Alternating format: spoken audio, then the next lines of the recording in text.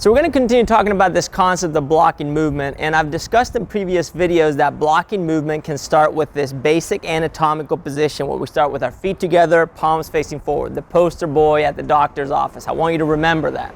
But there are two other ways of also blocking movement. The other way can be with a physical object. So what we can do is we can grab a bench or we can grab a dumbbell, and we can use this as a way of blocking us from performing a poor movement pattern. For example, I can put my hand right in front of this little post, and look what happens here. This is blocking my elbow from moving first and actually forcing me to push my shoulders forward and perform the optimal movement pattern. So an object is a great way of doing that.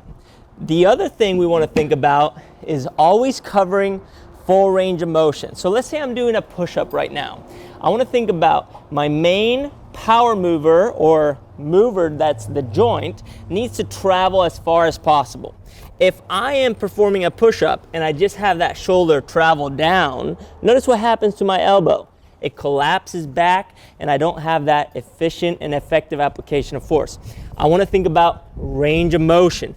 Shoulders forward as far as I can go. I may go too far, but what's happening is now I'm really prioritizing moving the way I'm supposed to move in basic forms and shapes that are applicable to the highest level. So for blocking movement, you have three different ways. One, the anatomical position. That is bringing everything close to the midline and rotating the shoulders.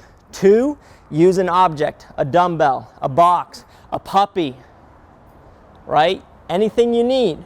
And the last one is cover long distances, ranges of motion. And I'll have several videos indicating how you can actually do this and utilize this for every movement pattern out there. But for now, I want you to take these concepts and go apply them and see what happens.